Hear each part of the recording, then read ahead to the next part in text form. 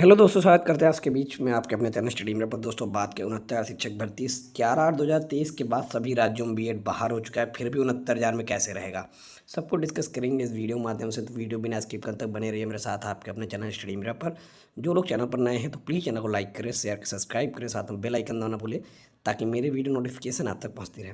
दोस्तों आप लोगों ने देखा होगा पिछले दिनों लगातार बीएड को लेकर कई सारे वीडियोज़ मैंने बनाए। कई सारे वीडियोज़ में कहीं छत्तीसगढ़ तो कहीं मध्य प्रदेश तो कहीं पटना, ठीक है, तो कहीं पर आप पंजाब, ये सारी जगहों पर कहीं न कहीं बीएड बाहर कर दिया गया है, ठीक है। और जो 11/8/2023 के बाद बीएड लगा था, ठीक है, उसके बाद भी मैं हमेशा कहता हूँ कि 69,000 में बीएड सेफ रहेगा, ठीक है। तो इसको लेकर आप बता दें 11/8/2023 के बाद आप लोग जो सुप्रीम कोर्ट का आर्डर था वो ये कहता था कि 11/8/2023 के पहले अगर जो लोग नियुक्त हो चुके हैं उनको किसी प्रकार की कोई दिक्कत नहीं, लेकिन 11/8/2023 के बाद नई वैकेंसी में बीएड नहीं आ सकता है, यानी कि नई रिक्रूटमेंट बीएड के तौर पर नहीं कर सकते। ऐसी कई सारी याचिकाएं सुप्रीम कोर्ट गई, जिसको जस्टिस सुधांशु धूलिया सर ने विद इन 5 मिनट के अंदर याचिकाओं को डिसमिस मार दिया। याचिकाओं पर सीधा, एक बार तो काफ़ी परेशान हो गए थे कि एक बार स्पष्ट आदेश देने के बाद भी आखिर ऐसी याचिकाएं क्यों आ रही हैं बार बार, ठीक है। तो इसी क्रम में आपको बता दें 69,000 में भी चीज़ें हैं ऐसी। तो 69,000 मामले पर आपको बता दें सबसे बड़ी बात जो ये है कि पहली बात 69,000 का जो मामला हो स्पेशली बीएड का मामला नहीं है, पहली चीज़, ठीक है। तो कल मैंने आपको वीडियो में बताया था, बहुत सारे लोग कह रहे थे अगर सुधांशु धूलिया सर की बेंच में चला एक ही सुनवाई में डिसमिस हो जाएगा, तो ऐसा बिल्कुल अपने दिमाग निकालिए, ऐसा कुछ नहीं होगा।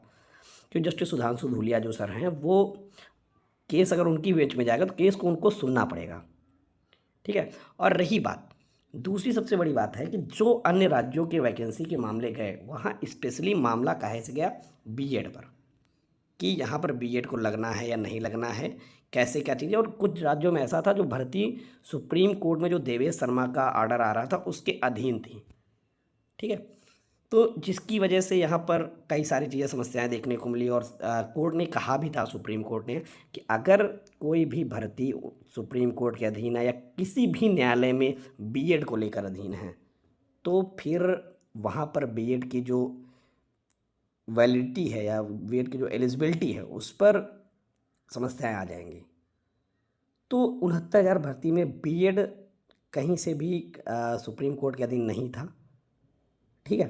तो ये तो मामला ही वहाँ से ख़त्म हो जाता है। दूसरी सबसे बड़ी बात आती है 11/8/2023 के बाद।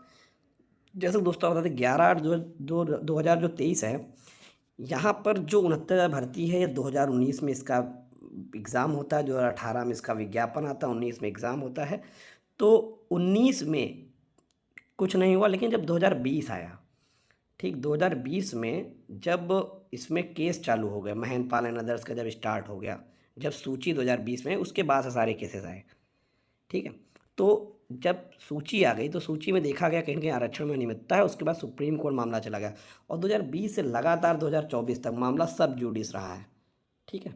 सब जुडिस का मतलब आप एक चीज़ समझिए कि आने वाले समय में अगर जैसे मान लीजिए कोई केस है, उसके आने वाले समय में अगर कोई बदलाव होते हैं, ठीक है, और वो केस, वो जो भर्ती है अगर उसके नियम अलग रहे होंगे तो जो बदलाव वाले नियम होंगे, जैसे मैं आपको एक छोटा सा एग्जांपल देता हूँ। मैंने आपको अगर इसी टाइम सिंगल बेंच में जब मामला चल रहा था, 4-5 महीने का समय मिला था, और उसी टाइम जो सीनियर एडवोकेट पेंशन को लेकर यहाँ बहस करा दी जाती तो शायद और बेहतर रिजल्ट देखने को मिल जाते, शायद आप सभी लोग अब तक अपने अपने विद्यालय में उसमें पहुँच चुके होते। हाईकोर्ट के आदेश थे, मैंने देखा उसमें ये था कि अगर 2004 के पहले विज्ञापन आ भी गया है और उसकी वैकेंसी चाहे बेशक वो एक लंबे समय बाद हुई हो, ठीक, 2005 वैकेंसी उसमें ज्वाइनिंग हुई हो, 6 में हुई, जब भी ज्वाइनिंग हुई हो, बस 2004 के पहले उसका वो आ गया हो, क्या कहते हैं उसका, नोटिफिकेशन, तो उन लोगों को भी पेंशन देनी है, ठीक है। तो यहाँ पर अगर चाहते तो ये 2004 वाला नियम ना लगता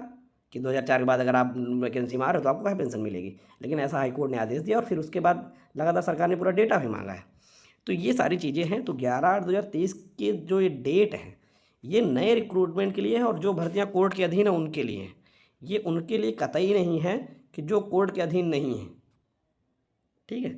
और 69,000 मामला सब जुडिस मामला रहा है ऑलरेडी, तो इसको लेकर कोई भी साथी बहुत ज़्यादा भ्रमित ना हो, परेशान ना हो। लड़ाई है, लड़ रहे हैं, लड़ेंगे भी, बट कोई कहे दे बीएड 69,000 बाहर हो जाएगा तो ये आने वाला वक्त बताएगा, समय बताएगा, दस्तूर बताएगा, ठीक है। और मैं 101% तो नहीं कह रहा हूँ, लेकिन 99.99% BED 69,000 में सेफ़ रहेगा। इसमें बिल्कुल भी आप सभी लोग परेशान मत होइए। हर भर्ती का आदेश मत देखिए कि कहाँ क्या हो रहा है। जो भर्तियों का आदेश आ रहा है उनकी अलग चीज़ें हैं, अलग वो हैं, ठीक है? उसको लेकर आप सभी लोग परेशान मत होइए। धन्यवाद।